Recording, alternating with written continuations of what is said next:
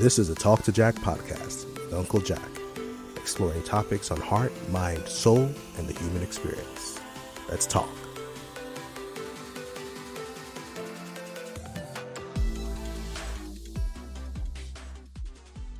Hey there, everyone, and welcome to another episode of the Talk2Jack podcast. I'm your host, UnkuJack, and I'm here to talk to you again. I love this.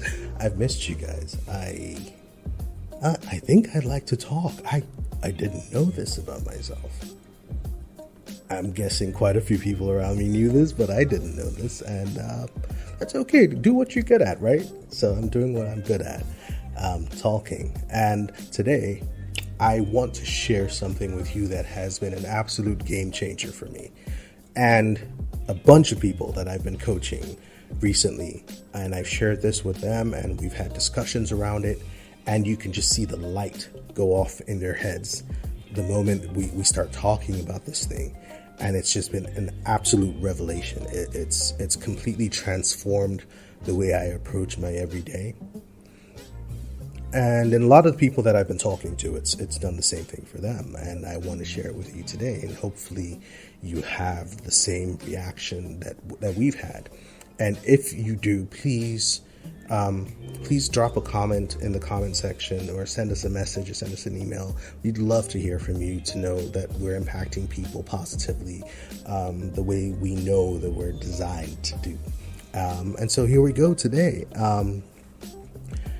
I had temper problems as a kid. I mean, I was a quiet kid, but I got bullied a lot, right? In secondary school and high school and middle school, I got bullied quite a bit. I was a little scrawny at the time. It's hard to believe now. But at the time, I was quite scrawny. And it was a struggle because I had this thing inside of me, this switch that kept itching to go off, right? I had this thing that just wanted to blow up. And yet there was this other thing, this voice of temperance in my head that kept me in check all the time. And I don't know if it was just fear. I don't know if it was embarrassment. I don't know if it was shame. I don't know if it was not wanting to disappoint my parents. I didn't want to get into fights. I didn't want to do all of that. I just took it most of the time. There are a few times I didn't. Now, it would be different, I think, maybe if I, in a controlled manner, whatever that means, had set out to intentionally stop this bully from bullying me or these bullies from bullying me. But no, the times that I stood up for myself were times when I lost it. I snapped. I just blacked out and just attacked in self-defense, of course. And it was usually very violent and very, I mean, for a little tiny kid against these bigger kids, it was bad. I was like, wow. People were like, wow. It didn't stop some of them initially, but eventually I stopped getting bullied as much, right? But it was the fact that reaction, that rage, that primal anger would just come out.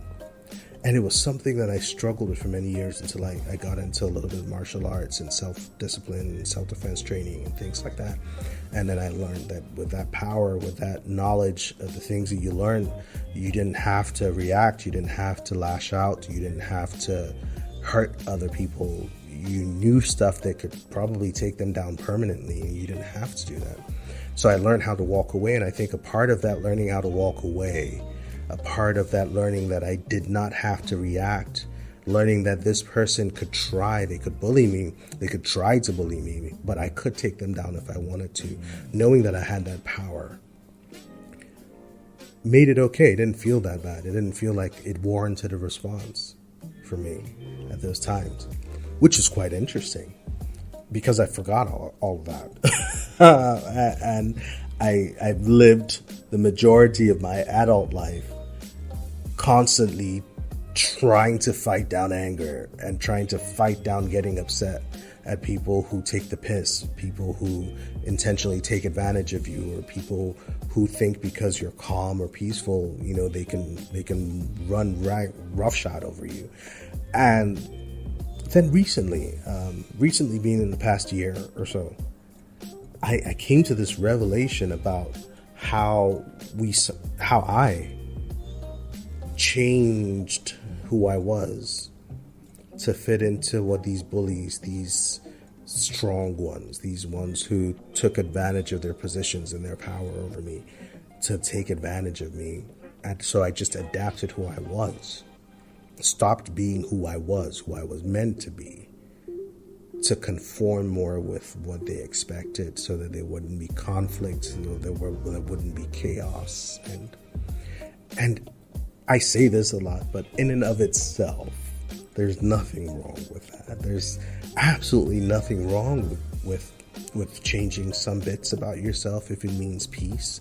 There's nothing wrong with taking the high road if it means that everybody gets to go home. There's nothing wrong with taking a chill pill to allow for everybody to get along. But to change who you are at your core, to lose the best parts of yourself because other people just want to be assholes, that could be, I don't know, there's something wrong. There's something that doesn't sit well with me about that.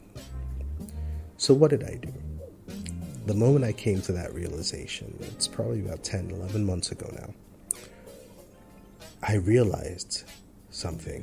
I was on Instagram, I think, and there was a video that came on, and somebody said something about being insulted in a foreign language, a language you did not understand, and asking the question if you would react. So if you did not speak Cantonese and somebody walked over to you with a smile on their face and insulted you in Cantonese, would you get upset?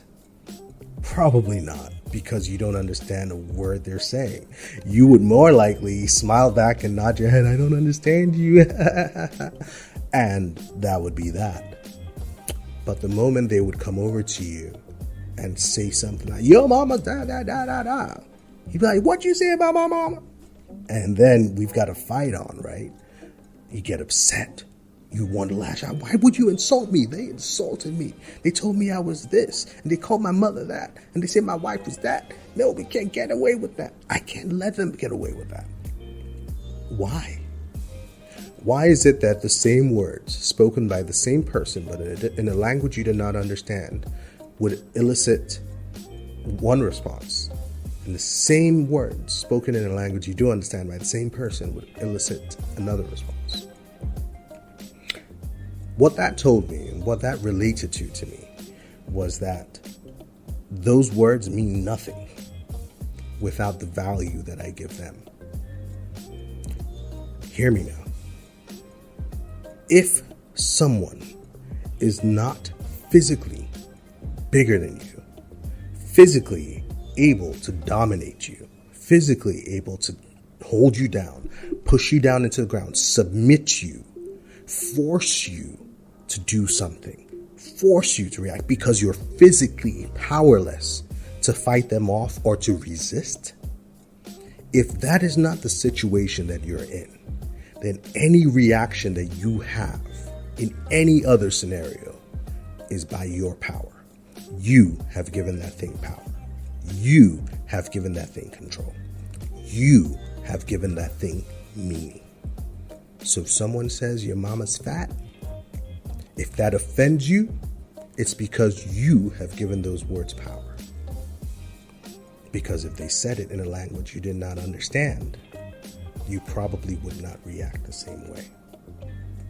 And so I decided to myself that if I am the one who gives meaning to all these things happening in me, around me, if I'm the one getting worked up, and people do things to me and they go and sleep like babies every night, and I'm right there, struggling, upset, angry, frustrated, irritated, my peace gone, my happiness lost because of these things. And I'm the one who's a fool. I'm the one who's given this thing power. They're sleeping. I'm not. I am the one torturing myself. I'm the one pulling myself down. I'm the one giving myself a lack of peace. And if I'm the one who does that to myself, then I am the one with the power to stop doing that to myself. And that was my decision. that I would no longer give other people that power over me, over how I react to things, over how I respond to things, over how things affect me. I'm the one in control. I'm the one with the power. I'm the one who gives it meaning, which means I'm the one who can take that meaning away. That is my prerogative. It is my power. And the moment I made that decision, I sat down and I told myself, I promise I'm going to be happy. I promise I'll prioritize my own peace, my own happiness. No one else can prioritize your peace or happiness more than you can. No one else can prioritize your own respect and dignity more than you can. The moment I made that decision and I went out into the world the next day, and the first thing that happened was that I got mad at somebody. I got upset.